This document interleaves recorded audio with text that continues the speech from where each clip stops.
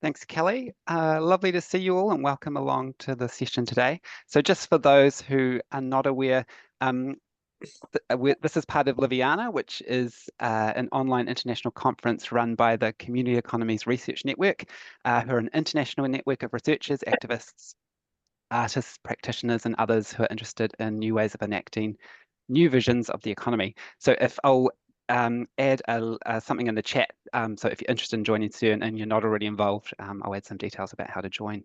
So I think that's it. Back to you, Kelly. Oh, tēnā tātou katoa, ngā mihi nui kia koutou, ngā mihi mahana kia koutou, tuatahi, ki ngā mana whenua o te rohi, kei te noho tātou, tēnā koutou. Tuarua, ki ngā whānau pani, tēnā koutou ko te mātua o Maria, me tōku kuia, tēnā tātou I tēnei wā pauri. Tuatoru, ki ngā kai kōrero o tēnei wā, tēnā koutou, tēnā tātou katoa. Just greetings to you all in Te Reo Māori, and just acknowledging the Indigenous peoples and owners and iwi of the lands in which we all come from, and you can pop those in the chat if you like, where you are based in the world and where you might be zooming in from today. And just acknowledging this is a time of sadness for some of us. Maria, who was supposed to be opening us in Karakia, her uncle has passed away, so she's gone up to a tangi in Rotorua, and myself, I've just come out of a tangi for my grandmother yesterday. And thirdly, just welcoming you all here and welcoming the speakers of today, and I'm really excited to have these speakers join us to reflect on Matt's recent book, which is super exciting to have out on the economic possibilities of decolonisation. So Mark, is Mark Harvey here yet? Can't see him there. Mark, are you all right to actually open us with karakia? If not, I've got one here. I don't mind. I can do one quick. Thanks. Kia ora koutou. Kia ora koutou. Ngā mihi nui, Kelly, and ka ora to you and also to Marie. Kia ora, everybody. Ko mā kāwi whakaingoa. Well, may as well introduce myself quickly. Huri ahau, Ngāti Raukawa, ki te Tonga, Ngāruahine and Pākehā. Hoki, yeah, I come from a mix of Māori and Pākehā background, but I'll just do a karakia, a blessing to welcome you all in Te Reo Māori. Ka karakia nai nei timutanga. Kia ora te marino, kia whakapapa paunamu, te moana heihurahi mā tātou, I te rangi nei, araha atu, araha mai tātou, I tātou katoa. Tina, hami hui e, tāi ki e. Kia ora. Oh, kia ora, Mark. Thank you for that. Now, I'm just going to adjust my view because I can't see you all. There we go. Oh, just great to see everyone arrived and everyone who's come in and where you all are in the world. Yeah, tēnā tātou. So the order that we had set out was to first give Matt some space to introduce the book, where it was coming from, what he was trying to do with Anna in this wonderful book, and a little bit about the process of it and how it connects in with the Community Economies Network. And what I'll get each speaker to do is to introduce themselves as they start, because if we go around and introduce now, I'm pretty sure we'll all forget by the time they start where they're coming from and who they are. So you can do that in Te Reo Māori, and Graydon and I will type in a few little translations there as we're able. And or in English, whichever you prefer. So Matt, I'm going to hand over to you, and if you'd like to share your screen, if you've got some slides, that's also okay, but not expected. Oh, kia ora, ngā mihi nui ki a koutou. He uri ahau no Ngāi Tahu me tauiwi anō, ko Kāti hoi rapa tōku hapu, no Puketeraki tōku tipuna. E noho ana au ki o tau tahi, he kaiko au ki te kura umanga I nai anei, ki te whariwananga o Waitoa, ko Matthew Scobie tōku ingoa. So I'm Matt, I'm Ngāi Tahu and Tauiwi, so Ngāi Tahu, just this might help everyone from now on, for those who aren't familiar with te reo. Ngāi means people of, and Tahu is a eponymous ancestor that we're descended from. Tauiwi means people from elsewhere. I work and research at the University of Canterbury in New Zealand in the business school. And I live in a city called Christchurch, or Ōtautahi, although that Ōtautahi, even that name is controversial in te reo. And so this book, now that I've done my mihi, I can relax a little bit. First of all, I'd like to acknowledge Anna Sturman, the co-author, who I draw a lot of kind of energy and ideas from. Anna, I wouldn't say is a diverse economies scholar, and is also not a Māori scholar, but is so important to not just this book, but almost all the work I do. She's my main kind of sounding board. If Anna recommends a book or a paper, I drop everything and I read it as soon as I can. So how we came to this, I think, is probably a good place to start. So I could go all the way back to Te Kore, but I would be here all day if I did that. So I reckon we'll just start with, in 2020, Anna and I were already kind of internet friends by that point. We'd met on Twitter, RIP. And I got a call kind of the first week of the initial COVID lockdown in New Zealand from a great man called Te Maire Tau, who is a professor at the University of Canterbury, but he's also the upoko, or the head of Ngāi Tahu, which is the hapu who have mana whenua, or those who draw authority from and have authority over the land in the region that I live. And he said to me, I need 2 pages on how the Crown uses crises to further their authority at the expense of Māori, and I need it tomorrow. So I freaked out because this is an important person that I have a lot of respect for, and I wanted to deliver this work. I just started my job at UC, so I wanted to, prove myself. So I reached out to Anna, and I said, this is the quest that I've been given. Can you help me with this? And we managed to pull it off, and we sent it to Te Maire. I can't remember. I think I might have got a response like thanks, and then never heard again. So I'm not sure what happened with it. But Anna, that was the start of our kind of working relationship. So after that, we wrote a paper called kind of Economies of Mana and Mahi Beyond the Crisis. So thinking about labour relations, Māori labour relations, and all those things we were talking about during the lockdown around different forms of labour and how we use our time and care and things like that. And then BWB approached me and asked if I wanted to pitch a book. And I said, yes, I'd love to, but I'd like to do it with Anna. Is that okay? And they said, yes. And then Anna and I thought 25,000 words, that's easy. That's only like 2 journal articles. It'll just be twice as hard as 1 journal article. And 4 years later, here we are. It's come out in May. And we're very proud of it. It was a lot of work, and I'll go over what's exactly in the book for those of you who haven't read it in a second, but I thought we'd give that kind of origin story of the book first. So in the book, The Economic Possibilities of Decolonisation, Anna and I basically, the way we pitched it is we wanted to demystify some of the core kind of political economic concepts that we think are important to understanding colonisation, and some of the key kind of aspects of colonisation that we think are important to understanding the political economy of Aotearoa New Zealand. So we went about this. We spent almost a few years probably back and forth with each other, going over every single word, every single sentence. At the end point, we spent 3 months not 3 months, 6 weeks, every morning for 2 or 3 hours, poring over the final draft, pulling apart every sentence. And the reason for that is that we don't come from wildly different political traditions, but there are some nuances between where we both come from that we had to come up with, you know, how we communicate this and the compromises.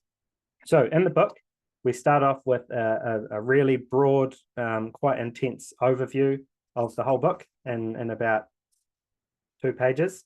Starting with how Māori had their own kind of political economy prior to colonisation that had different aspects of labour, exchange, distribution, and kind of property rights or tenure. And those of you listening from the diverse and community economies tradition will already see the framework that we've borrowed from that tradition in exploring this particular aspect of the economy. Then we set out how this was systematically dismantled through colonisation, and it wasn't necessarily like a missionary-led kind of civilization project or a state-led kind of territorial project. It was all of these things, as well as a fix for an ailing capitalism within Britain. And then we talk about how these contradictions have ended up with this kind of struggle where Māori have been dispossessed from their own kind of political economy, as well as excluded from the economic arrangements that were emerged in kind of settler New Zealand. But of course, Māori, just like anyone, create their own histories, but not always in conditions of their own choosing, and struggled against this dispossession from day one. And so one of the forms of this struggle has emerged predominantly as treaty settlements through the Waitangi Tribunal process and then negotiations with the Crown. And then these treaty settlements have been critiqued from a lot of angles across the political spectrum. But we tried to kind of pull all these together, as well as a lot of the good that has been done with treaty settlements, because our position is that we have to work from where we are with what we've got. We can't just sit back and throw stones. We can't just go with the flow. We have to kind of come up with this critique, but a critique that starts on the ground and has hope for what might come next and how we might do that. And that's again why the diverse economies tradition appeals to us. Diverse and community economies aren't always explicit throughout the book, but implicit in a lot of parts of it, particularly chapters 2 with that framework for Māori exchange and labour, etc., as well as chapter 4, which is actually called Diverse Economies in Aotearoa New Zealand, that kind of puts up the treaty settlement assets as the dominant form, the kind of above the iceberg aspect of Māori business, and then all the labour relations, all the forms of exchange, all the distribution practices that happen below the surface that are an important part of Māori economic relations, but aren't necessarily always acknowledged as such in that dominant framing. So I think that's probably enough from me. Is that hopefully a broad overview?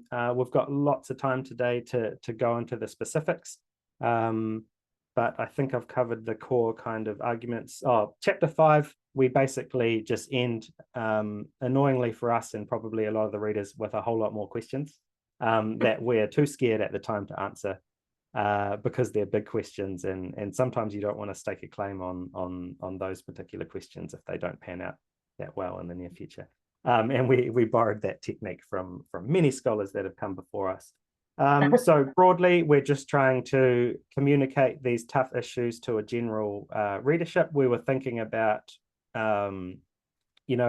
people who are already kind of thinking about economic change, Māori who are thinking about colonisation but wanting to think about how that overlaps with the economy, and just people who are looking for different ways of understanding the world and potentially how to change it. So that's who we were aiming for. Thank you all so much for coming. It's very flattering to think that these people are interested in Anna and my work, and I'm really looking forward to this discussion.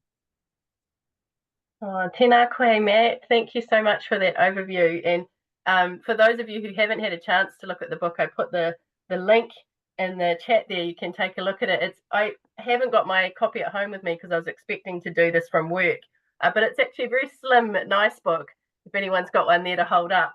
And you can probably read it in a day if you sit down and you know, we're really studying hard. And it's just lovely to see something written in such clear language. And I can see that work that you've done of meeting every day to go over each sentence, it's really paid off because, yeah, it's such a clear book. It's so easy to follow what you're saying, and it's just a pleasure to read. So yeah, tēnā koe. Thank you for your, for your talk and your introduction. So on my list, I think we had the first pair of people to respond are Jo Waitoa and Jack Barrett. And which of you wants to go first out of that? And then I'll say a bit about you and then give you a chance to introduce yourself. I think Jo is going to jump in. Yeah, so Jo is, among many things, grew up in the same hometown as me, and our mums have worked at the bank together, which isn't a great way to introduce you as a professional talk, Jo, but just to say that we have great, I don't know what the word is I'm looking for, but it's just nice to have you here as part of the Diverse Economies whānau and have that connection back to Masterton as well. And Jo's also on the board of the Wellbeing Economies Alliance, Aotearoa, which is you should check it out if you haven't heard of it, which brings together a whole lot of different organisations and groups that are interested in transitioning to a wellbeing-led economy, which has a lot of overlap with community economies. And I see Paul Dalziel's here today too, and he's also on that board, and a few other people I can see. So tēnā koutou to all of you. Jo, would you like me to give you an indication of time, or you're quite happy with your where you're going with what you've got to say? How would you like me to? I'm happy to just go for it. I think it should be all right within time, but do let me know, obviously, if I go over. No, you'll be sweet. So Jo, I'll let you introduce yourself and where you come from in the way that you prefer, and I can jump in the chat if you're using Reo. Cool, it won't be too long. Morena tātou, ko Hikirangi te maunga, ko Waipu te awa, ko Ngāti Porou te iwi, ko Jo Waitoa tōku ingoa. I'm just going to launch straight in. That was a very brief pepeha, but that's basically where I'm from, which is North Island,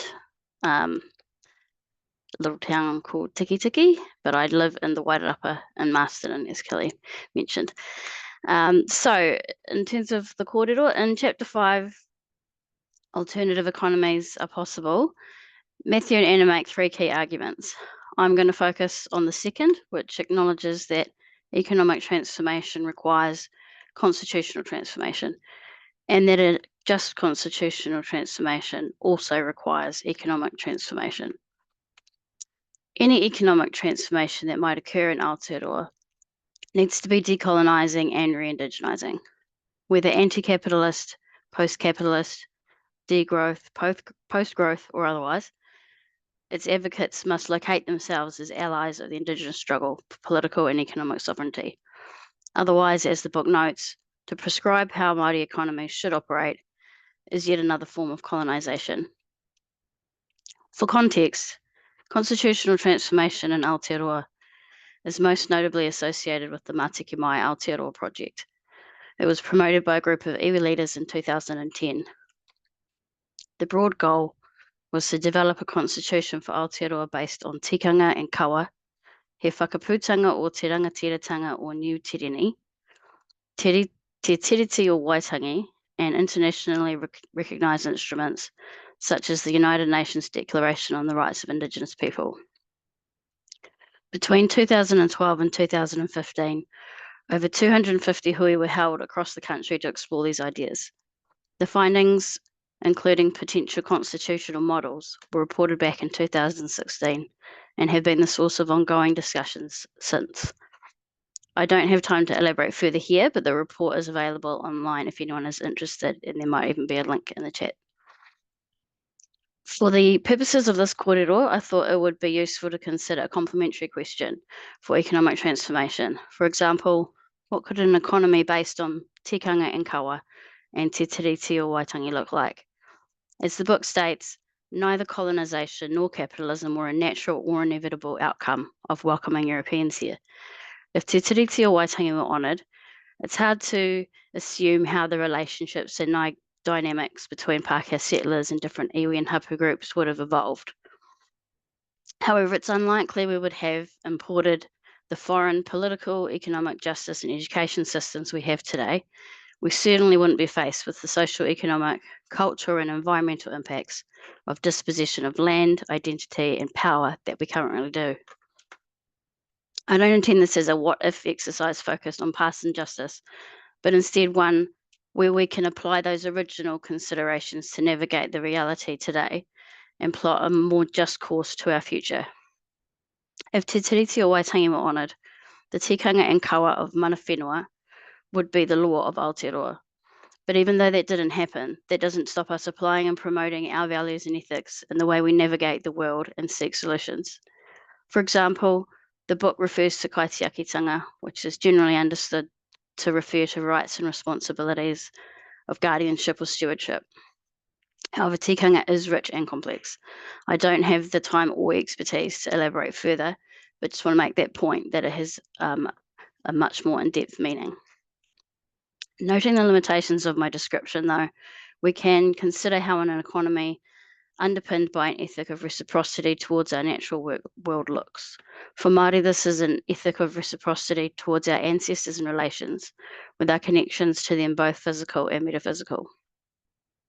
The book also includes the example of rāhui, which is a temporary restriction on an activity or area for the purposes of protection, either by protecting and restoring a particular resource or protection of people in a place following loss of life.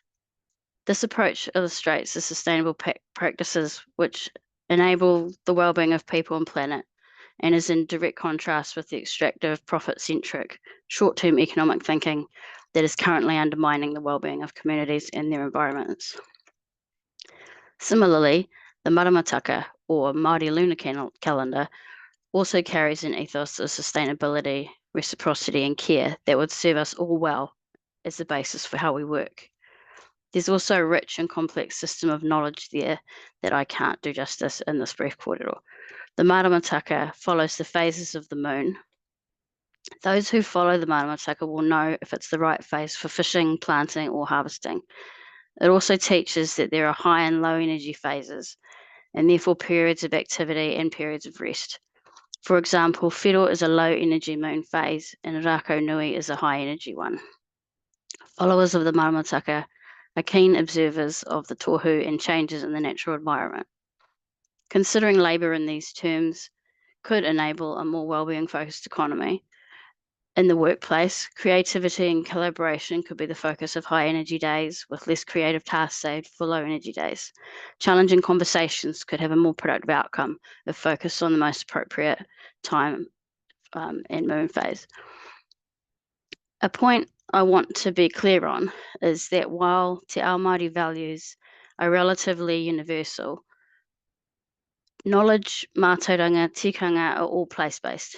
For example, with the maramataka, some iwi recognise the appearance of Matariki or Pleiade, I actually don't know how to pronounce that, constellation as the sign of the new year. For others, it is the rise of Puaranga, which is also known by the name Rigel. There can be a tendency to homogenise Māori, but we're diverse groups within different geographical areas, with mātauranga born out of those locations.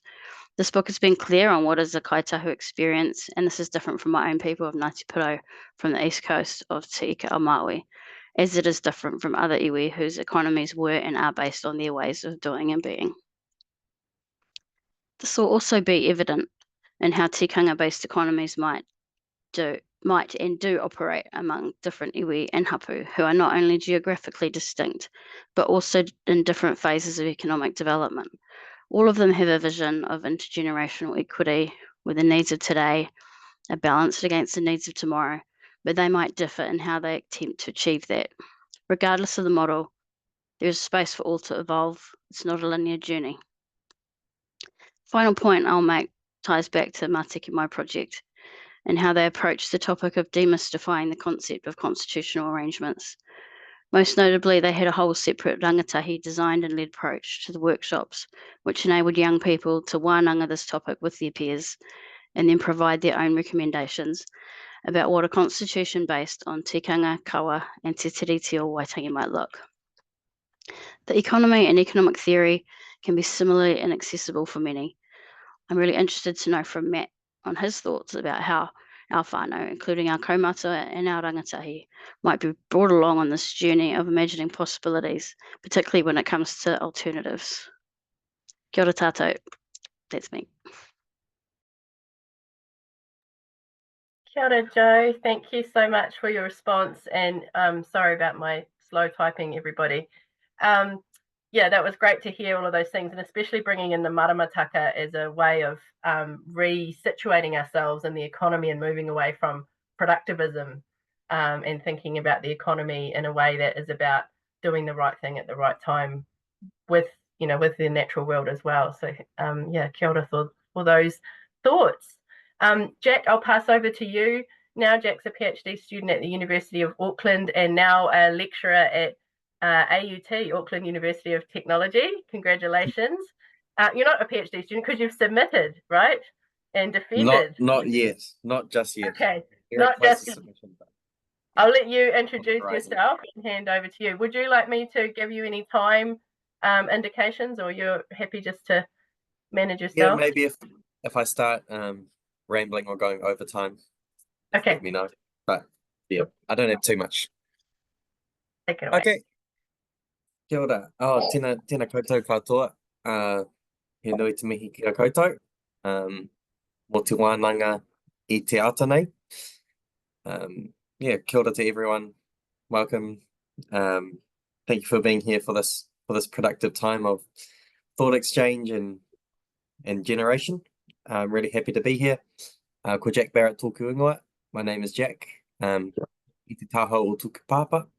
On my dad's side, he uri ahau no Ngāpuhi. I whakapapa or have genealogical connections to the iwi tribe of Ngāpuhi in the North Island of Aotearoa, New Zealand. I te taha o tuku mama on my mum's side. No Airani oku tupuna. My ancestors are mainly from Ireland, so I situate myself as Māori and Pākehā, Māori and New Zealand European or settler identity. As Kelly mentioned, I'm finishing up my PhD at the University of Auckland. I've been writing about and interested in Māori economies throughout my postgraduate study. Sorry to interrupt. Stephen, could you mute? Oh, cool. Thank you. Go ahead, Jack. Kia ora. Yeah, throughout my postgraduate study, I've been increasingly interested in and immersed in the work of Māori economies and their potentials. Really interested in how, and the potentials of Māori and Indigenous economies within a settler colonial framework as well. I guess, understanding the possibilities that Māori and Indigenous economies have, but what the very real barriers are or obstacles and realities that Māori and Indigenous face in enacting those economies and those possibilities. So I guess first of all, a big mihi to Matt and Anna for the book. It's something that I've genuinely really enjoyed reading, especially being at the tail end of a PhD, having these really complex and quite challenging kōrero and conversations played out in a book that is really accessible and nice and easy to read has been super helpful. for my own thinking as well. And I've personally really enjoyed just reading the book on the bus and the way into uni each day, and picking up a bit of it each day, being able to digest it and work through it in that way. But it's also a book that I come back to a lot in my thinking as well, to check where I'm at. Or it's a book that I often have random thoughts like, oh yeah, Matt and Anna said something about this, they said something about that, and yeah, I find myself referencing it a lot. So it's very, very, very nice resource in that sense. In terms of, I guess, a question for Matt, or a whakaro, a thought that I have around the book, something that I'm interested in, is as I've been working on my PhD and my master's and other research, I guess, as Matt mentioned, there's sort of, a top of the iceberg model, or, way that Indigenous economies are often thought about, especially in New Zealand, Aotearoa.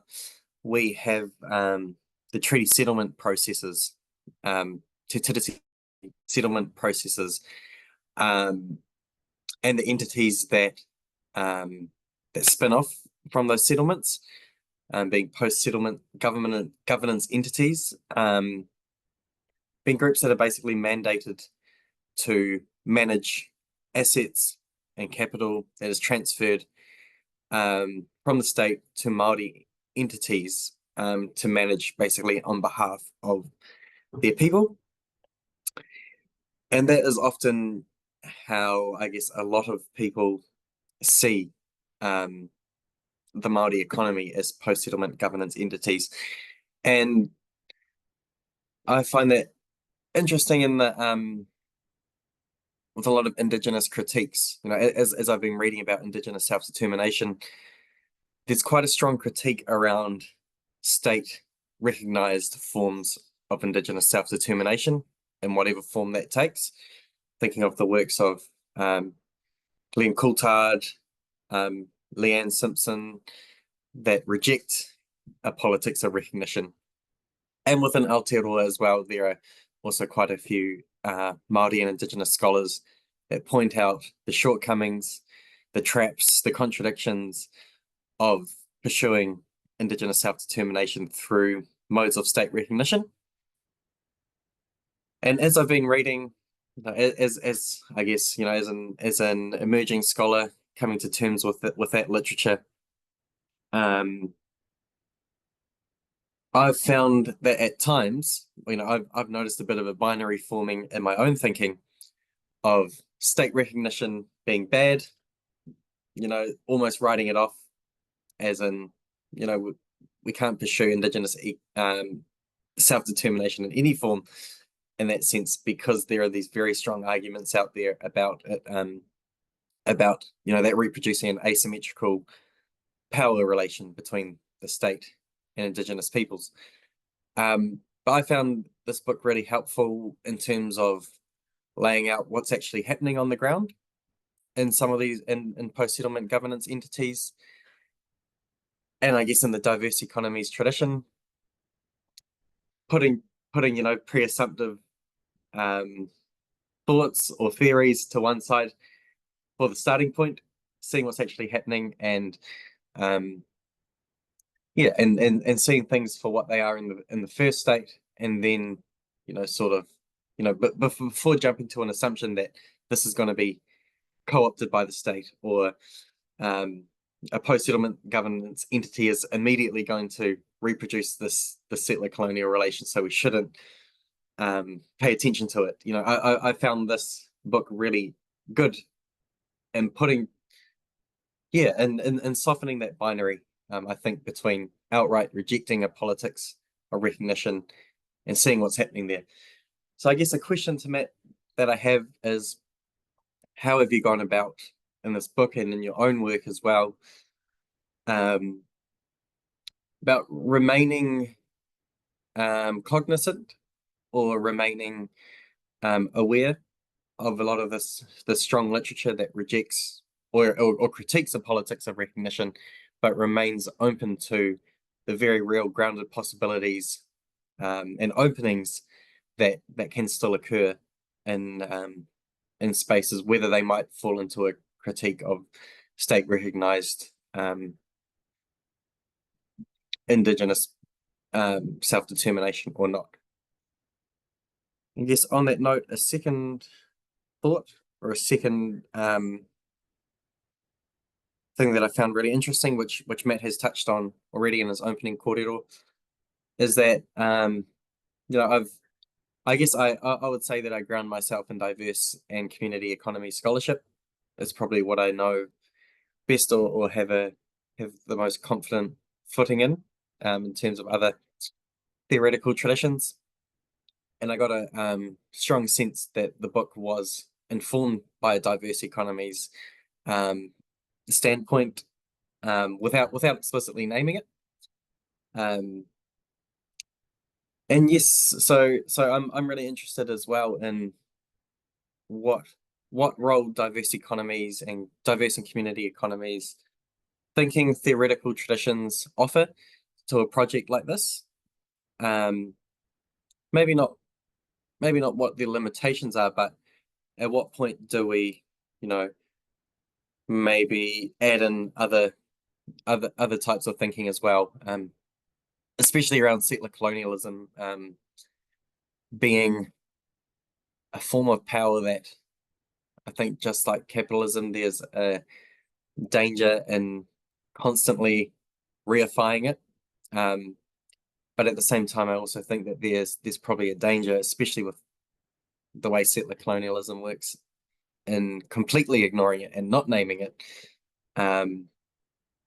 So yeah, I guess that balance between being open, but also remaining open and aware of structural like processes or critique without letting them, I guess, overshadow the potentials that might be found in diverse economies and community economies thinking. So yeah, that's me. Kia ora koutou. Kia ora, Jack. Kia ora moto whakaro. Matt, I thought, given we've had two speakers reflecting on the work and we've had two people drop out today, so we have a little bit of flexibility, I wonder if you'd like to respond to Jo and Jack now, while you've got some thoughts fresh in your mind, and then we'll shift to Diane and Mark's responses. Yes, I would appreciate that. Thanks, Kelly, because my head's exploding. And I need to get some things out before I can bring through new things. And I'm already losing my words, as you can hear. I'm watching everyone drop into the session. And do people know that film Big Fish? It's like Big Fish or something like that. It's basically this guy that goes through the world and then no one believes all these stories. And then at the end, everyone shows up and it turns out. So all these people from different parts of my life are dropping into this session, and it's very humbling, but quite scary as well, because a lot of them are from different theoretical traditions, and I have to kind of navigate that in my response. But thank you all so much for coming. So I'm going to respond to Jo first, because I think bringing up Matike Mai in this space is important, because a lot of people won't be aware of that, right? But just like I don't know much about metaphor and the use of metaphor in research other than using it myself, but I know there's a big tradition around the power of metaphor and those kind of things. So I think the diverse economies metaphor, the iceberg, is just so powerful. And if someone doesn't have time to read the whole tradition, because it's a big tradition now, just engaging with that metaphor is already such a good entry point in. And so is the Matike Mai metaphor, right? So basically, Te Tiriti, the way Matike Mai interpreted it, the treaty that was signed between the representatives of Māori and representatives of the Crown, is that it creates these two spheres of authority. Tino Rangatiratanga sphere, the self-determination of Māori that was guaranteed and affirmed in Te Tiriti, and the Kāwanatanga sphere. So the Crown has this Kāwanatanga, which is a transliteration of governor, Kawana governor, where the Crown would govern their people and their lands, right? And then Matike Mai kind of put forward this idea of the relational sphere, right? Because we are where we are now, we can't just bring in these two sovereigns out of nowhere. We have to work together, and we have to think through what is going to work in that relational sphere. So they don't use a Venn diagram, but you could think of a Venn diagram. Kāwanatanga, rangatiratanga, relational in the middle. So that's the metaphor that Jo is using. And it influenced all of my thinking ever since it came out, just like the diverse economies iceberg has influenced all my thinking. For those of you who aren't familiar with the diverse economies iceberg, if you imagine an iceberg where you've got the tip above the surface, and that's all people see and that's all people focus on, you have this capitalist markets, enterprise, and the kind of wage relation above the surface. But there's all of this economic activity, this diverse economic activity under the surface. So that was inspiring for our work for obvious reasons, because as Jack mentioned, people focus on treaty settlements and post-settlement governance entities, that activity above the surface, but everything that happens around the marae and mahinga marae, like the meeting houses, a lot of that is unpaid labor, a lot of it is gendered. Mahinga kai, or food gathering, is still a huge way that Māori maintain culture, but also sustain communities and host others. All of that is under the surface. So then we get to the three questions, and I think these are all kind of related to each other. So I think in terms of bringing whānau, rangatahi youth, and kaumātua kind of elders, bringing them along on this journey, I think Matike Mai sets out a really good process for us doing that. But I think this framing, the diverse economies iceberg, is actually a really good way to bring whānau onto this journey, and that's why I believe it's been taken up so profoundly, is because it's such a good way to communicate outside of academia and outside of economics, etc. What contributes to economic livelihoods. So I think there's been good work translating the donut economics or donut economy into Te Ao Māori, and I think we've got some people on this call who are going to be on this call, like Diane and Maria, who have done really good work incorporating it into Te Ao Māori. I think more of that and getting that out to communities will be a good way to bring whānau on board, right? Because it's empowering, right? When you realize that all this labor that capitalism doesn't value is actually really valuable, it has this huge amount of use value, then that gives you the kind of tools to think about the importance of yourself and your communities in the economy. So that's the first question. Second question, thinking about treaty settlement. Basically, Jack, Anna and I had to write this book, and I in particular had to write this book knowing that a lot of Ngāi Tahu leadership, Ngāi Tahu business people, Ngāi Tahu staff, and there's a Tront member on this call, a staff member on this call, would read this book, right? So Te Maire was part of the negotiations, and Tātipani is cited throughout all of it. Michael Stevens is in there. All of those people have committed to Tront as a structure, but are also some of its biggest critics. And that's the reality of what happens on the ground. Some of the biggest critics of these post-settlement governance entities are the people that created them or are inside them or know them better than anyone, right?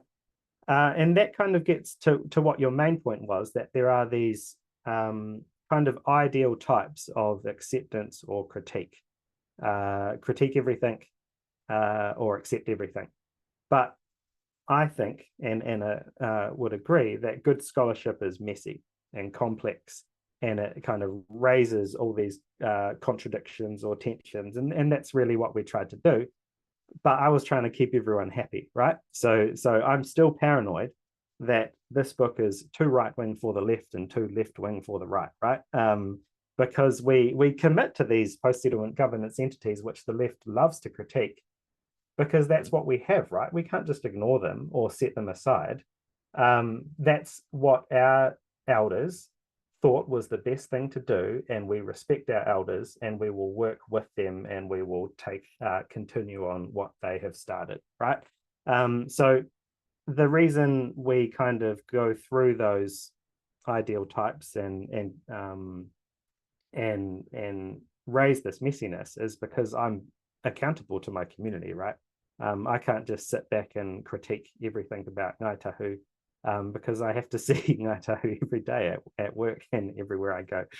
So we tried to bring everyone in and bring everyone along. So that approach risks upsetting everyone, but I haven't had heaps of pushback yet. And so bringing in the politics of recognition, obviously I'm very inspired by some of the authors you mentioned, Glenn Coulthard and Leanne Simpson. I'd say I just want to shout out to Jess Hallenbeck, who is on this call, who introduced me to all of that stuff. And we still talk about all of these issues as much as we can. Because before that, I was an accounting researcher who mainly read accounting authors. So it's so important to meet with new people in different traditions and be introduced to this new world. So in terms of the politics of recognition, I think that's important, but I also think post-settlement governance entities have been critiqued for creating the Crown or extending the Crown, or the Crown creating something in its own image to control. And that's just, if you look at what's happening right now, it's not the case, right? Te Runanga o Ngāi Tahu, Ngāti Toa, all these post-settlement governance entities are putting up a lot of resistance to what the Crown is doing right now. And the reason Anna and I have not wholesale supported these institutions, but we have to realize that the primary role of iwi prior to colonisation was coming together to defend the realm. And the way we need to defend the realm right now is collectivizing our power and resisting the Crown, right? And we can pool resources and have legal teams to do so, and that's what we are doing, right? So we can't lose sight of the role of post-settlement governance entities in defending the realm. And so what does Diverse Economies offer this project? I've already put forward the power of the metaphor. For the response to that question, Jack, one of the ways that Anna and I compromised from our different, Anna won and she won me over. So is thinking about first the stabilization versus prefiguration dynamic. And so to explain that, that iceberg, the way we look at it is that all of those activities underneath the surface, they do actually stabilize the capitalist practices in some way. And this is where we depart potentially from some aspects of diverse economies. A way to talk about that is all the labor that Māori put into te taiao, or protecting the environment, right? It's huge across the span of colonization so far. A lot of that labor is unrecognized. It's invisible. It's not wage labor. That labor has enabled the capitalist practices above the surface to keep going. It's kind of stopped it from destroying everything else, right? So that unpaid labor has stabilized the system in some ways, but it's also all of those practices, not just the environmental defense, but the food gathering, the gendered labor around the marae, etc., is a way to prefigure alternatives, right? So you've got the stabilization and this prefiguration. So I'm very smitten with the diverse and community economies approach to prefiguring alternatives and looking at deriving ethical coordinates in place. But I also don't want to lose sight of a structure that I believe we can't lose sight of. So say, yes, we want to preserve our food gathering practices, but if we've got pollutants from particular practices above the surface, that is impacting on our labor, our rights, etc., of the practices below the surface. So stabilization versus prefiguration is one of the metaphors, or one of the kind of concepts we put forward. And the last one is our compromise. Again, one of the big struggles we have is around totality, and whether capitalism is total. So the compromise we eventually got to was totalizing, but never total. So it is this. We do use the word capitalism and colonial capitalism, and we do see structure, but that structure is never total. And again, this departs a little bit, and I can see all the great thinkers of diverse economies in the chat, which makes me very nervous. We totalizing but never total, right? So there's always this possibility to push back, right? And it isn't inevitable that capitalism will suck value out of everything. We can suck value out of capitalism and create these spaces for Māori economies below the surface and raise those to the surface.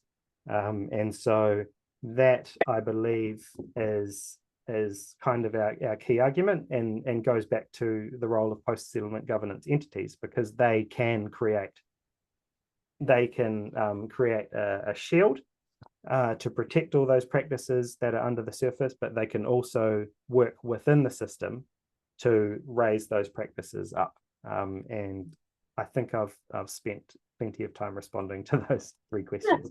Thank you so much. Sure, Matt. Yeah, and thank you for those responses. And no need to feel nervous, because I think it's great to have such a wide range of people, like you said, many communities keeping you accountable to many different ways of thinking and being together. So I really admire the way that you're able to build networks and capacity across so many different networks of thinkers and practitioners, and your own community of Ngāi Tahu as well. So yeah, kia ora for that.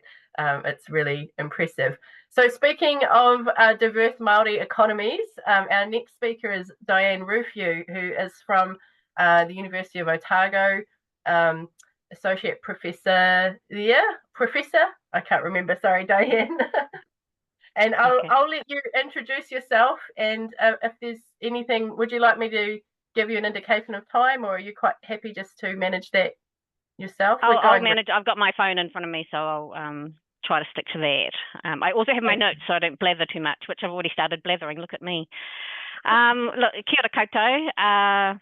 Ko Traorihiri te mangawa, ko manga kahia te awa, no Ngāpuhi ahau. My name is Diane Ruwhiu, and I'm an academic faculty member at Ōtākau Whakaihu Waka, which is the University of Otago, celebrating that we rebranded earlier this year, in Ōtepoti, Dunedin. My academic department is the management department in the Otago Business School, but I've actually left that department for the next 5 years as I transition into another role. And I've been kind of out of the loop for a number of years as I've done other activities, and I am looking forward to actually working in the space again and revisiting some of my research with some colleagues around diverse economies and Māori expressions of what that looks like. I want to start with a whakatōhea, which is a proverb. So, aha koa ne iti pounamu. Although it is small, it is a mighty treasure. And I don't think my background will let you see it properly, but yeah, it's one of those small books which isn't too disconcerting when you come across it, but it unpacks a lot of really complex issues in the relationship between Māori ways of being and our forms of organisation and ways of organising that have operated within, alongside, and even in spite of the colonising economy of Aotearoa New Zealand. And this highlights to me the significance of people and place and constructions of identity, expressions of culture, experiences of knowledge and knowing that are given voice in diverse economies thinking. So I found the book simple and accessible. Now I'm going to say something, but let me finish my thought before you all get shocked. What I want to say is there was nothing new in this book, but do not get me wrong. I don't mean nothing new in terms of concepts and thinking. So I'd suggest, I have a reasonable amount of experience in thinking about the Māori economy and diverse economies, and I'm reading the book and I'm going, yeah, I know that stuff, cool, yeah, know that, that's good. but I would come across stuff like, whoa, I didn't think of that. Oh, I didn't think of it in that way. Oh, actually, I don't know if I agree with that. And so it really started me thinking and challenging my own thinking, and then flicking onto something else to have a look and come back. And I think that's what a good book needs to do. So it did offer new ideas to this old girl. But I also think for newer researchers and communities, you know, you can read it and you can take away so much. You go and experience things, you go do other things, you come back and read it again, and you'll take away other layers. And again, that to me is a reflection of a good book. What I also wanted to acknowledge when I say nothing new, as I was reading, it reminded me, because I think I take it for granted, that the Māori economy represents a celebration of our heritage, of our ancient wisdoms, of our knowledges and practices in tikanga and reo, our language, that's been passed down through generations from our tupuna. It's also takes for granted and embeds the fact that we consider our future generations who will be inspired by our current contributions into Māori economies and activities, which are intrinsically linked to the many different forms of organisation and governance shaping who we are and who we will become. So it reminded me, as I journeyed through those critical histories, that in our Māori world, there are multiple forms of economy and economic activity, not necessarily called that in different timeframes, that operated interdependently and from within which this multitude of different forms of organisation emerged, some of which are recognised in the capitalist system and most of which are not. But they nurture and sustain our communities. So it brought me back and forth, that whole back and forthing thing, brought me to two themes, which I thought I'd speak to and have questions about, which helped shape my thinking of economic possibilities of decolonisation. It was that reflecting on those, oh yeah moments, so I'm not sure I get that, or what does that mean? That's new type stuff. And it brought me to that ongoing mutuality of resistance through decolonisation and resilience born of indigenisation. So on the one hand, I mean, decolonisation, deconstructing, disestablishing those colonial structures, but importantly, that decolonial project enables the revitalisation of our Indigenous philosophies. Indigenisation is that process of recentering, reframing, and bringing our Indigenous voices and reclaiming our spaces in that narrative and discussion within the economic world. So for me, these two dimensions work in unison as a reflection of the ebb and flow of resistance and resilience in which our Māori economies stand on and through which the complexity of our world and who we are and is expressed through the way that we enact our Māori economies. And I think, I've got my words here, a glorious manifestation is the embodiment of our tino rangatiratanga. Just throw some flash words in there. So I reworded the question on page 23 to what are the economic opportunities and implications of the relationship between that constitutional transformation and indigenisation of the political economy. And I was thinking back to some of my experience in working with the now disestablished Productivity Commission in conjunction with many Māori contributors, which highlighted how Māori-led approaches to policy and concepts such as productivity, wealth and risk and resilience had the potential to significantly and positively influence our political economy.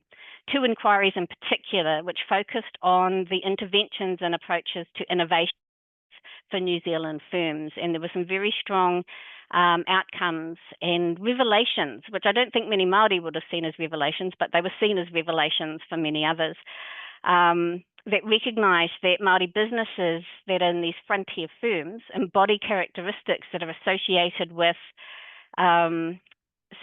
with innovation and growth and improved well-being, and that these are grounded in to our Māori and our cultural values and our intergenerational perspectives, and in our much broader way of thinking about economic activity or business operations and connection. I'm now jumping ahead of myself because I see I've got 20-something seconds left. The Commission recognised that Māori businesses operate with unique economic and social context, and supporting these through tailored approaches, New Zealand can grow a more diverse and resilient economy. By tailored approaches, I mean we need to decolonise some of those policies and regulations that challenge and disadvantage, and are actually examples of the symbolic violence that our Māori communities and Māori businesses can face operating in our economy.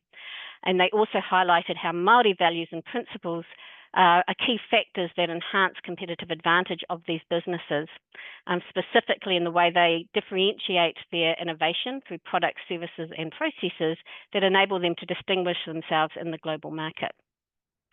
And so I had that question, which was, how does the combination of decolonisation and indigenisation of the economy prepare us for the potentiality of alternative economies today and into the future? And because I'm always going to push the boundaries, I had one last thing, because it's an area that I'm just kind of engaging with and thinking about. And it did come to me in this book. And when I was reading the book, there was such rich and meaningful use of te reo Māori throughout the book. And it made me think about how we employ our language to frame concepts such as exchange and intergenerational wealth, and how these are potent expressions of self-determination. I drew from a number of authors, but language, where language is seen as transmitting unique ways of understanding and relating to the world around us, and I would include in that the economic world. So there were some beautiful words in there that, again, for Māori are just taken for granted. Taonga, which enriches that one-dimensional meaning of resources, to capture the value inherent in tangible and intangible elements in the world around us. To utu, and that really lifts the meaning and reality of what is exchange or trade to an enriched cycle of exchange. And they've used the work of John Reed and colleagues, which outline tau utu as the escalating those reciprocal exchanges that create and maintain social obligation and dynamic equilibrium, as determined and regulated by mana and Māori and conducted within a web of whakapapa. And that led me to a question, which was, how does our te reo of economic diversity help us to better understand our Māori economies, forms of organisation, and ways of organising? So, kia ora tātou. Whew. Kia ora, Diane. Thank you for that. Lots to think with, and thank you for the questions that you've brought to the table as well. And yeah, it's really nice to hear your first reflection that it's simple and it's not new, but there's still things to think with there. And I feel like, yeah, that's actually, I could see that you were feeling like it was going to be taken in the wrong way, because we're always looking for things new as academics, but it's also just a real reflection of, the depth of thinking in te ao Māori and mātauranga Māori and Māori scholars and traditions that might be new for those of us who descend from other ancestors, but that knowledge has been held there, not just prefiguring Matt, but also just holding on to other kinds of economies and ways of being in the world through many generations and through the violence of settler colonialism. So thank you so much for your reflections. And Paul's just popped John Reed's paper in there about Taututu. And sorry for my translations, and feel free to jump in, correct me, anyone. I'm just doing it off the top of my head and I'm not an expert. So yeah, aroha mai. Mark, we're going to pass over to you now for your reflections.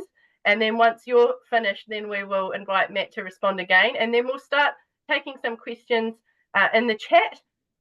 One of the things that we talked about when we were planning this session was that this is a space for those of us who are not Māori to come and listen and learn. So we intentionally haven't left a lot of space for discussion and questions, but what we thought you could do is pop questions in the chat later for us to pick a few near the end. But now I want to hand over to Mark, who is also at the University of Auckland. He's a academic who specialises in performing arts, I understand, and has done some really interesting projects on biodiversity and using arts-based practices to think about how we might preserve biodiversity and enhance biodiversity in Aotearoa New Zealand. I'm sure there's many other things that you're known for. That's what I know you for. So please take the time to introduce yourself, Mark. Tēnā koe. Oh, and I will give you a 7-minute warning as well, if that's all right. Yeah. Okay. Kia ora, e mihi nui ki koutou. Thank you all. Really awesome. I'm really inspired by everything you're saying. And apologies about my voice. I've got a cold flu. So yeah, I'll do my best. So yeah, yeah, I just thought I'd, ko tararua me taranaki te maunga, ko Ōtaki te Awa, ko Ngāti Tū te hapu, ko Parohau te marae, one of our marae. So kia ora, I just thought I'd introduce some of my marae and our marae and maunga and things, because what I'm about to present to you is a fabulation. Actually, I was inspired by Molly Mullen, who I hope is here still. Thanks, Molly, who introduced me to the term. So it's kind of like a dreamscape scenario. Yeah, my whakaro is definitely through being an artist, but I also have a social background, social science background. One of the first papers I did at university was a Marxist analysis of New Zealand society. So that's definitely influenced where I'm coming from. And the other papers were Linda Tuhiwai-Smith and Aotearoa history with Te Tiriti. So yeah.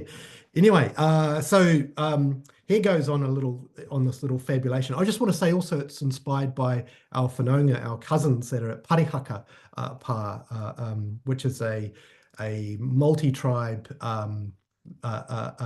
village area in Taranaki that's very famous for crown abuses.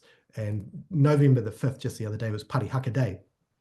So, and this is something I think where they are partly wanting to go, maybe, our cousins there. So anyway, here we go. Here's the scenario. So we live in Te Pangoro Puku, that means full belly. We're living in a papakainga, a village on our tupuna whenua ancestral land with approximately 20 hectares of fertile land. It's our whenua with healthy awa streams, healthy puna springs and pools. We have around 100 or so of us living there, all generations. We look after each other. We're united by our shared whakapapa, our ancestry, but this is not always necessarily biological in this day and age. What that means, you know, I'm thinking Parihaka, it's multi-tribes, etc., multi-people. We have some rules. We have marae justice and tikanga, or protocols, and we abide by those. We have no money that flows between us and within our space. We compost extensively, we reuse things, we do zero waste, all that stuff that might sound like cliches, but you know, we like it. We work with maramataka. We try to adapt to the climate change stuff that's going on because the seasons keep changing. We do our best. We plant and grow and seed all of our kai, our food, and provide nearly all of we provide nearly all of our food. Sometimes we share it outside of our space when we can't hold on to it. We can't keep it when we have too much. We have sheep. For clothes, we use harakeke flax for that as well, and other stuff. We are beside our ngahere as well, and that supports us at the wetlands around. And there's also moana for kai moana fish, etc. We use solar and wind power only, and our own water. We live in a mana economy inspired by Matthew and Anna's book. Yeah, for me, that's crucial. Where all things are done to enhance mana of and everything, prestige, integrity, power, spirituality, etc., etc. People can define mana better than me, but that's crucial in all of this. I was very inspired by that in the book, and I'm quite nostalgic about that, what that means to share excess capital, what that means to do stuff because it's good to do. And it uplifts everyone and everything, and you too. We prioritise spaces for te reo Māori only as a way of uniting us. Parihaka do it with their marakai. We try to do it in lots of spaces around our area. While we keep and maintain everything within our boundaries of our mana economy, we attempt to buffer out the colonial capitalism outside. It's a pie in the sky. thing, but we're trying, and we only use money for our benefit, collective benefit. Western knowledge is useful sometimes, of course, so we use it, we take advantage of that. We've always been adapting. So we aim to decolonize rather than necessarily call it decolonisation, because as Linda Tuhiwai Smith has said in recent times, it's impossible to have decolonisation, but if you try to decolonize, you can keep going towards that. When we say decolonisation, it's a little risk. While the intention is, I think, positive, it can also, we might give up on trying to keep decolonizing because the road is long and we have lots to do, right? Anyway, back to all this. Some of us have paid jobs outside, like teachers, doctors, etc., and we bring the money back for our collective benefit. Some of us go to school outside. Again, we connect outside, but we bring it back. We contribute our pay to a collective bank accounts. We pay bills collectively. Oh, that's oh, sorry, I thought that was an alarm. It's actually our car beeping outside me. Sorry, everyone. We have bank accounts, bills, we pay bills, sorry. We take care of emergency needs, we look after each other. Everyone gets what they need. That's crucial in this. Maybe that's the Marxist coming out of me from my childhood.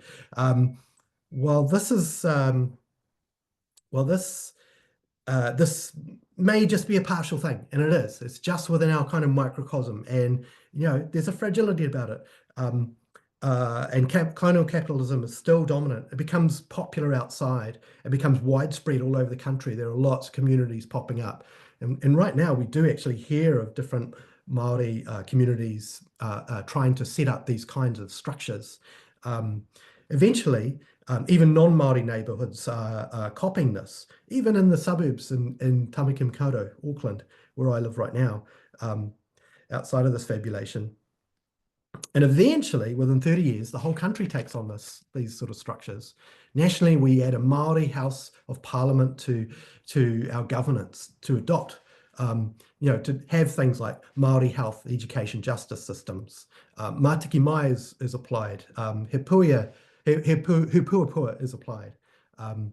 These are plans for constitutional change. So just as in Matthew and Anna's book, we need this institutional, governmental, structural change to happen to support this decolonizing.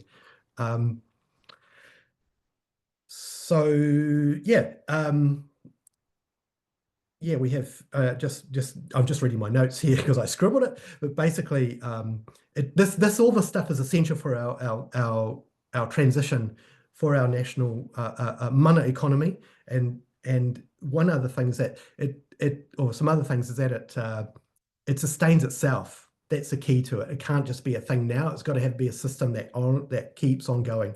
Instead of having GDP for financial growth, that's ignored. We look at mana and well-being as the crucial things in our economy, our national economy. Exchange is also an important part of what we do within this. Yes, we might have to trade with other countries and all that, but we do it as a giant national collective with lots of little collectives within it that are iwi, hapu, community, hapori run. So it's just a bunch of ideas. It could combine Māori circular economies, of course, thinking of Taina Bosadine.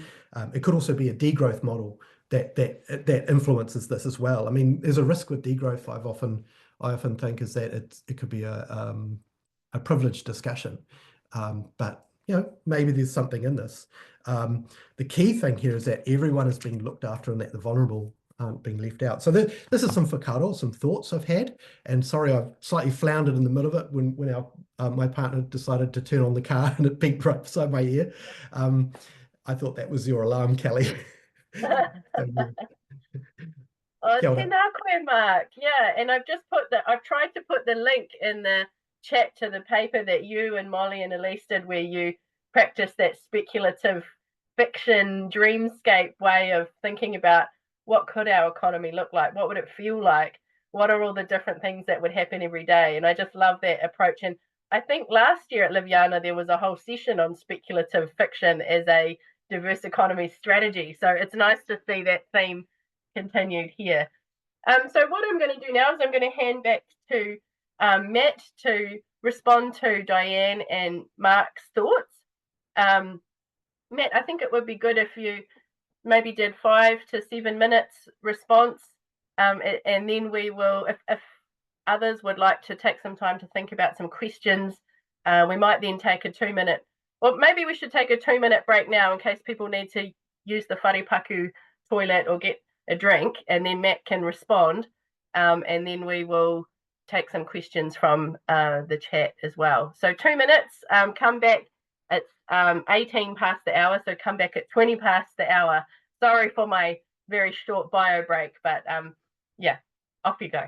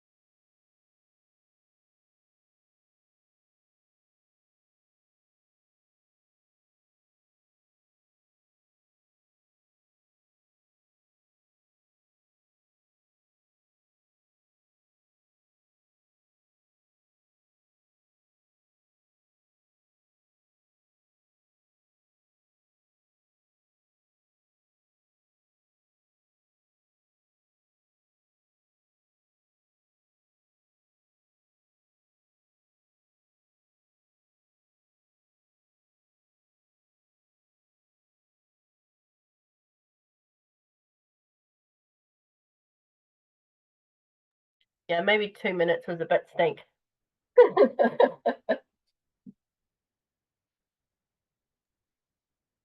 We'll just wait for maybe 5 or so. Hi, Kat.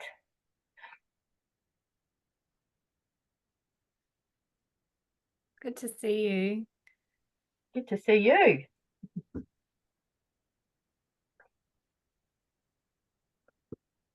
I'm writing a long question in the chat. I hope it's okay.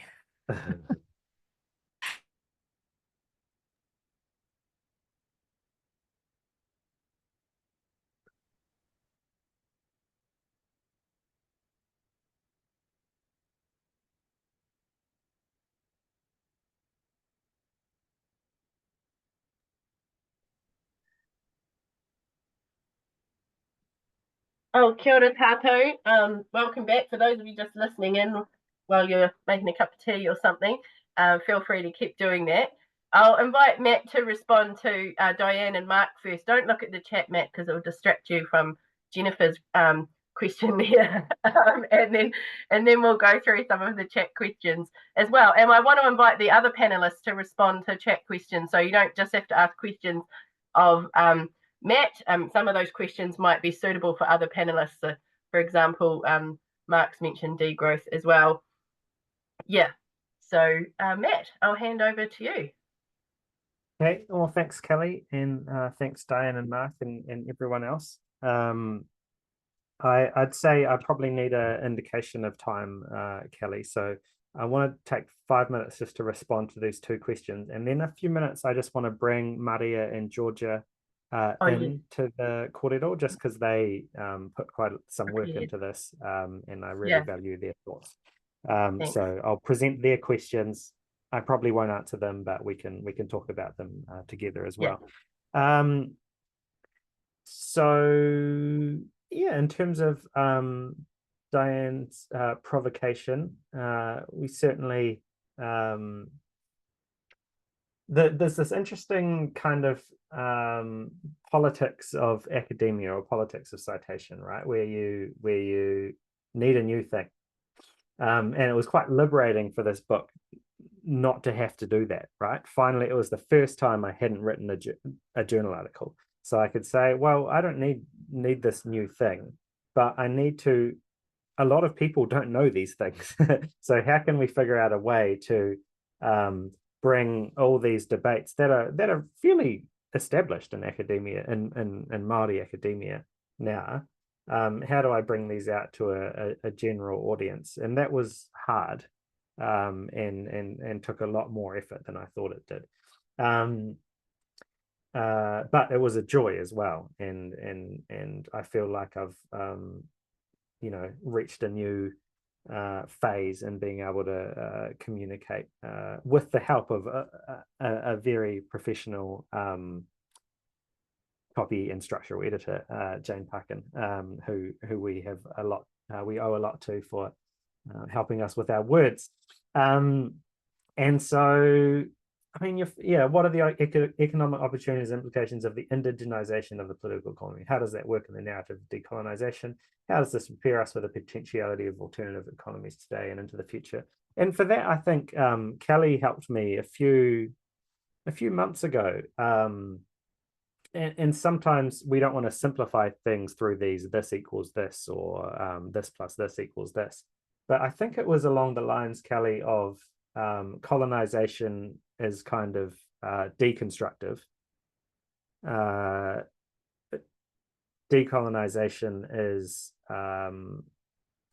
dismantling, and indigenization is reconstructive, right? I can't remember about that second one, but the third one certainly was reconstructive. And that, connects to things like Black Reconstruction in America by Du Bois, and those are some of the things I've been using to kind of inform this. But I would say that decolonization, that word was the most controversial part of the book. Anna and I spent the whole time, 2 years, trying to think of a different title and trying to think of a different word. And we asked like 10, 20, 30 different people for different ways of framing it, because I know that a lot of people within Ngāi Tahu don't like the word decolonization, because it associates with, decolonization post World War II and the expulsion of settler populations, things like that, which is not what we're about. But it also it builds on the tradition and Coulthard and Simpson and Audra Simpson, etc., as well as Linda Tui Y. Smith. So what does that mean for us? I think the reconstructive part is really important. And although we shouldn't have to always sell our Māori projects to settler New Zealand as good, what's good for us is good for everyone, that is what we have always and probably will always have to do, right? So the Ngāi Tahu settlement is what's good for Ngāi Tahu is good for the South Island, and that's been true to some extent in the last 25 years. It's certainly true in the economic benefits that have flowed out of Ngāi Tahu into the settler economy because of our use of treaty settlement. But I think everyone's looking, everyone knows that the economy's broken, right? And lots of people use economy, we use capitalism. And lots of people don't like to use that C word, right? Because it has all these connotations. But there are lots of aspects of the economy that aren't broken or don't need to be broken, all these diverse economic practices that exist that we can look to. So I think the importance of bringing indigenization into this is that's what the second chapter was all about, is that there are these different ways of organizing the economy and society and their nexus to do that. So I've answered one question in the 5 minutes that I have.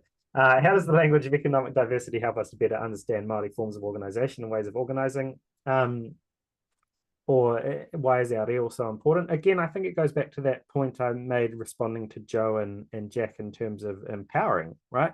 So these things are economic, right? They are ways of organizing the economy. The te reo and Māori practices have been so kind of suppressed, and that's been internalized to some extent, that this is the economy, we don't do this, we don't understand this, but everything we do, all these forms of labor that we know, I don't necessarily, I'm not a Mahinga Kai practitioner, are economic activities, and that's really important. So I think just giving, I'm not leading the project of restoring mana Te Reo. There are a lot of people with a lot of experience and expertise in that, but just doing it in all these different realms, right? And there aren't heaps of people pushing these words and these concepts into economics or political economy, so that's just one little task I've taken up. It's really important. In terms of Mark's general, what was it, fabulation? I'm really, and I see that Tom has posted it in the chat, thinking about speculative fiction and community economies. This is something I've only been thinking about very recently, but I'm incredibly inspired by. And this comes out of this other project I'm on, that Bronwyn was here, but I think Bronwyn's left, on temporalities and just transition, and doing kind of building a sci-fi world and thinking about what temporality might be and what just transition might be in this alternative world. So this goes actually right back to one of Maria's critiques and Jo's comments, is that I think we have a lot more space for creativity, speculative fiction, arts projects to think about the economy and to think about Māori economy. And we're maybe both these things are happening, but the more they come together, the better. And Mark, I really appreciate you bringing that kind of methodology into the kōrero today, because it's so important.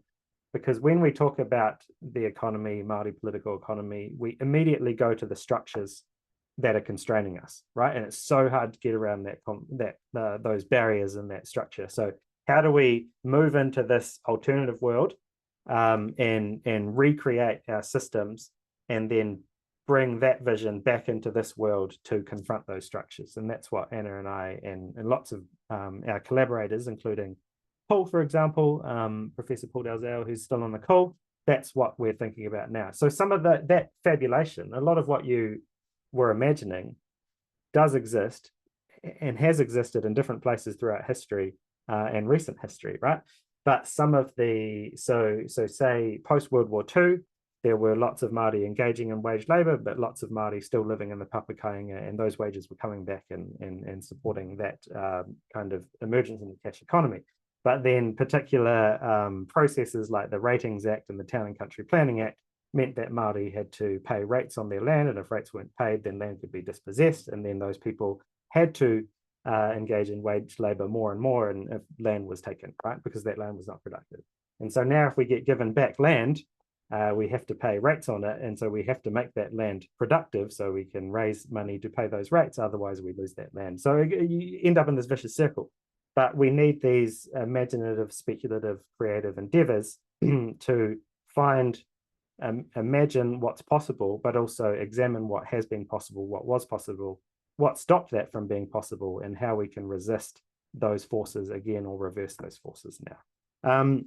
Briefly, I've gone way over time, but I want to just talk about what Maria and Georgia were suggesting they'd like to think about. So yeah, Maria, I can't find it. Yep, no, I've got it. Okay. So Maria says, I'm sorry I won't be there, and if anyone wanted to ask my questions, that would be awesome if you have time. But I'm sure you will already have plenty to mull over. What does restoring and scaling up tangata to the whenua obligations and spaces of rangatira look like? And why is it important to keep bringing colonial capitalism into the room, into the books? Maria also said during our first kōrero, there have been critiques of neoliberalism since neoliberalism from Māori. What's different now? What's new now? What do we need to revisit from that time, and what do we think? What's different now? And this is a version of that second question. Why should we elevate engagement with capitalism over and above other engagements we might have? And then Georgia was thinking about addressing directly one of the questions in the book, and I was really hoping to hear from Georgia about this, because it's the thing that Anna and I kind of danced around and we refused to stake a claim on. Significant quantities of Māori labour operate outside of capitalist markets. Should we recognise this labour through wages? Likewise, many taonga continue to exist outside of pricing mechanisms of asset markets. Should this continue? And this is, I think, an original and long-standing question in kind of Marxist feminist social reproduction theory. Yes, we have social reproduction. Do we want to recognise it through wages? Or do we want to use it to prefigure alternative labour relations and alternative ways of organising economy and society? And Anna and I just left that question open. We need someone else to answer it for us. So thank you heaps to Maria and Georgia for thinking through this, and we're sorry that you can't be here. Yeah, so great. It was great having the opportunity for us all to meet together and prepare the session as well, and hear all the different questions and and reflections come out. So yeah, Georgia's got COVID today, and Maria is at a tangihanga or a funeral. Oh yes, and Jenny's just posted there's an idea to have a reading group next year. So yeah, that would extend the discussion. So I just would like to open up to our other panelists who have all spoken previously. If there's anything in the chat that you wanted to respond to, or anything you wanted to add now, that would be great. We have got this booked until about 5 to the coming hour. But of course, everybody who's here are still here, and there's people watching recording as well. So it's great that we're able to take a few more minutes to respond. Diane or Mark or Jo or Jack, any of you like to jump in? Yeah, Mark. Oh, kia ora. Oh, tēnā koe, Matthew, for that response too. Yeah, and sorry again, everyone, that I stuttered a bit through the middle of what I was doing in that fabulation, so I could do a better job next time. But I want to respond to Catherine McKinnon's question. Kia ora, Catherine. So I guess, yeah, this is just pie in the sky. It's just what if that, could this happen? And it's interesting because Parihaka Papakainga, it probably has about 30 people, 25 people living there at the moment. I'm not quite sure the number, but to interrupt you, Mark. Do you just want to read Catherine's question, because some people will be listening to this without seeing it? Okay, sorry. So here's to quote Catherine: "Thanks so much, Mark, and everyone for the session. I haven't read the book, but I am intrigued by the idea of under the waterline practices being able to act as both a shield and a prefiguring.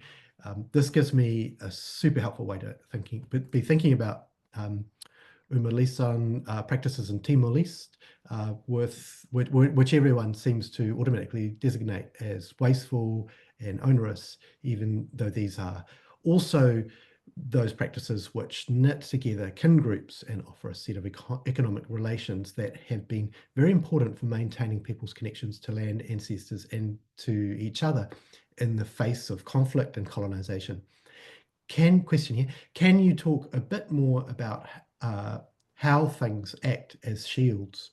Are there concrete practices that you can refer to as examples? What does shielding look like? How do we activate it? So talking about Parihaka, they try to operate this way within their Papakainga.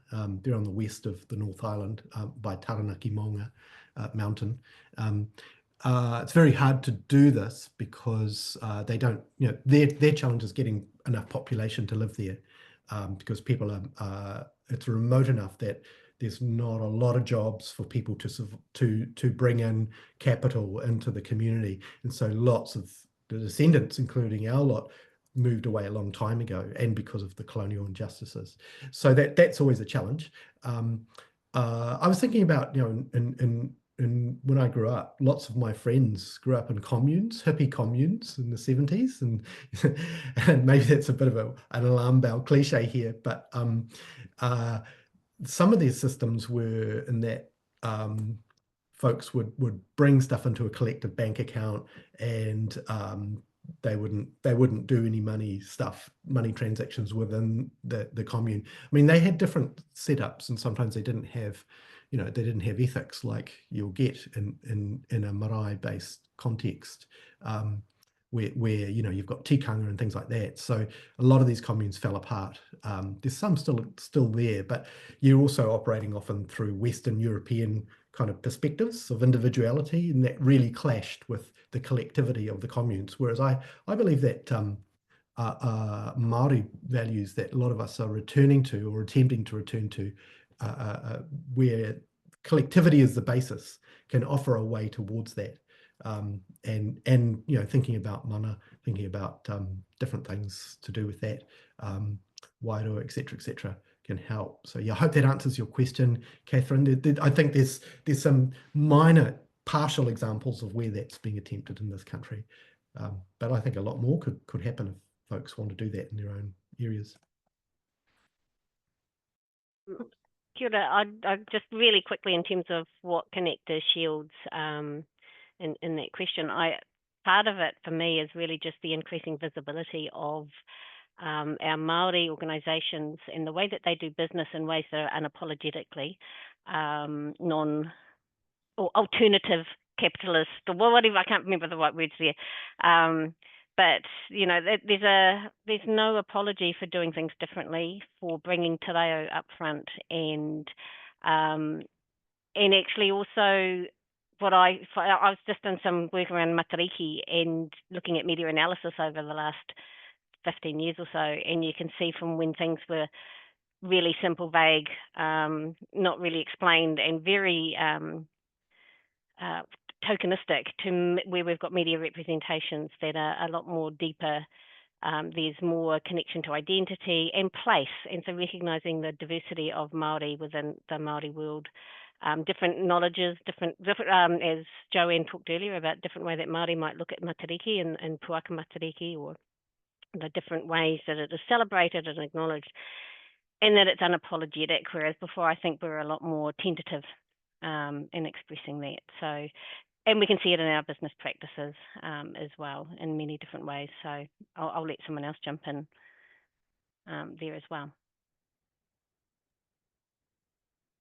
Yeah, thanks, Diane, for that. That's great. Anyone else on the panel want to jump in and respond to that, or any of the questions in the chat there? Just jump in now. Yeah, go. I'll go, Kelly. So this isn't really related to any of the kōrero that people have put forward just recently, but something that I'm interested in just exploring or putting forward is, you know, with creating economies, whatever they might, you know, whichever form they might be, whether it's a decolonizing economy, diverse or community economy. I'm really interested in the processes of subject formation and how subjects, you know,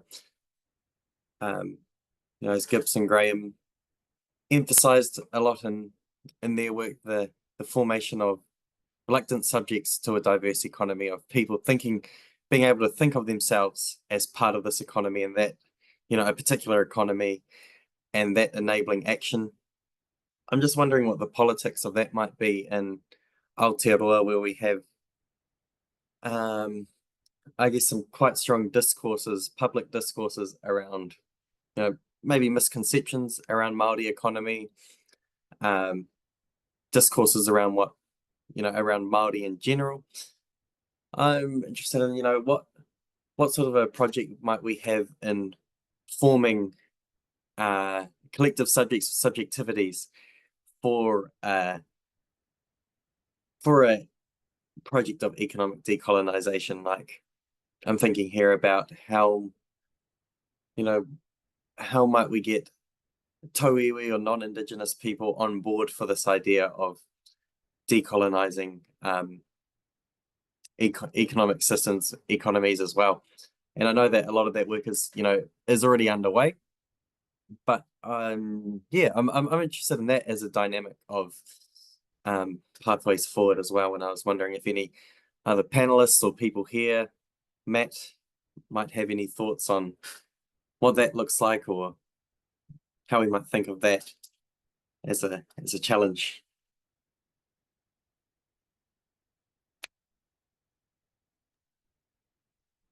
That my turn? Was that straight to me? Yeah, hospital pass. Yeah, I can respond to most of these questions. First to just to Jennifer regarding the degrowth question. It's not a you know, there's a lot of books in the world, and there's a lot of theories and a lot of ways of approaching these issues, and I haven't had any time yet to engage with degrowth literature. I'm certainly open to exploring it if I get some time to read it properly, but I can't really answer that question, though I think it does link into Jack's provocation, and I think this helps answer Catherine's question too, because the whole point of this book, from our perspective, from a political strategy perspective, is that if we want new economies or new ways of organizing the economy, then tino rangatiratanga presents the most viable strategy for heralding in that new economic framework, right? And it's not just that Māori have different ways of organizing the economy, it's that Māori have specific political rights and obligations that mean this must happen. So yes, there's been a lot of backsliding in the last 5 months, and it's impossible to keep up with. Apparently there's been a shocking election in the US, but things are so shocking here, it's very hard to keep up. But I think we've seen lots of tauiwi and get behind resistance to the Treaty Principles Bill, etc. And the makeup of who's here today in the interest of, for example, the Wellbeing Economy Alliance in Māori economies and Māori perspectives, and Paul's work in Treasury and public budgeting and other work, just shows that people are interested in this. And I don't have much, I'm not an organizer. I leave that to kind of Max and Anna and others, Max Harris and Anna and others, who are very close kind of collaborators on this project. But yeah, I think there is an appetite for it. And just to respond to Catherine's question, I use it slightly different. I see the post-settlement governance entities as a shield, basically the waterline. So above that is the capitalist practices that those entities also engage with, but below that is the practices that aren't recognized that post-settlement governance entity protects. And the way it does that really is using those resources from the capitalist practices to fund legal protections, strategy and influence, and other things in order to protect and bring those to the surface. So it's a fairly it's not revolutionary. It's just pooling resources to pay lawyers to protect rights from encroachment. In terms of the wasteful thing, there is some work in Māori economies around hakari. So hakari were kind of frowned upon feasts, gigantic feasts. 500 sharks and 600 boxes of potatoes and stuff, all consumed and just devoured in 2 days. Missionaries hated that, and it was frowned upon, but it was an economic practice. It was a way of redistributing wealth and asserting your tino rangatiratanga, because if you could provide better than someone else could, then you had more mana. So there are kind of parallels there as well. The last thing was Paul's question, which put me on the spot. Yes, Kelly can talk about her Marsden if she wants. I'm an AI on that, and Graydon is here as well. The other one is about tax and thinking about tax justice, which has been a project for me for a while now. So we're just thinking about how the tax system doesn't affirm te tiriti, and there are multiple ways that it does not do that. But how can we imagine and design a tax system that does affirm te tiriti? And I think, Paul, that does line up quite well with another project that you're leading on thinking about treasury, public budgeting, treaty principles, those kind of things. And all of these are now thinking about poking at different parts of the settler political economy to reveal how those parts don't affirm te tiriti and are standing in the way of these Māori economies we're talking about. The last one that I want to bring Taylor Ford and Catherine Common into the conversation as well, because I've been very inspired by both of them and I'm working closely with them, as well as Holly Wilson, 3 very close collaborators, thinking about the Reserve Bank as well, and access to credit and those sorts of things. So just kind of playing around with all the institution of the political economy and how we can push them towards affirming te tiriti and heralding in these kind of Māori economies, which what's good for Māori is good for New Zealand. Yeah. Kia ora, Matt. Yeah, thank you for your whakaro, and just thinking of some of the work that those of us who are settler colonial folks need to do around Jack's thinking around transforming subjectivities. And another book people might be interested in is Avril Bell's recent book, Becoming Tangata Tiriti, where she interviews people who identify as tangata tiriti and what it is that, what kinds of practices and thinking and that's played into that. So I'd like to pass over to Graydon, who's our liaison for the Community Economies Institute for this session, who'll share some thoughts about what this session has done in terms of community economies, and then we'll hand back to Mark for a final closing karakia. Is that all right, Mark? After that. And we need to finish probably at 5 to. Yeah. Thanks, Kelly. Yeah, I just want to say a huge thank you and acknowledgement to the speakers today and for your book, Matthew. It's so cool. I'm so looking forward to reading it.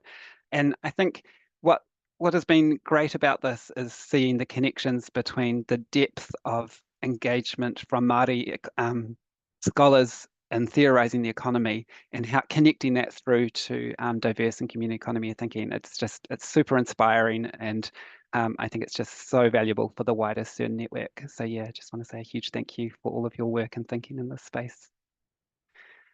Mark, over to you. Kia ora koutou. Oh, awesome. Thank you all.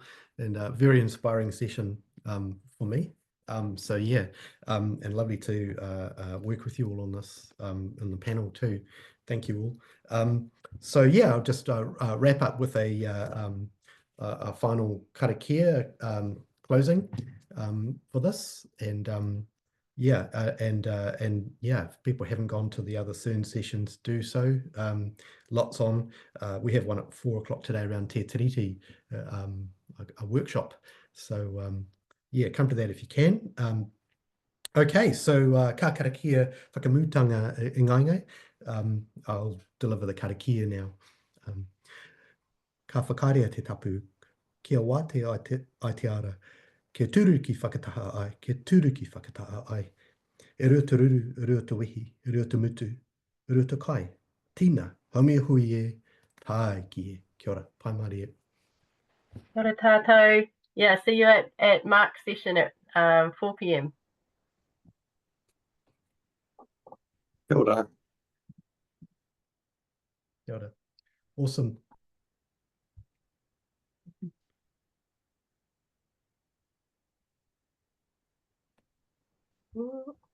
Thanks, everyone. Thanks all. Ka pai te rā. Awesome to work and chat and hear you guys. Yes, Yeah, awesome. Kia ora. Lovely.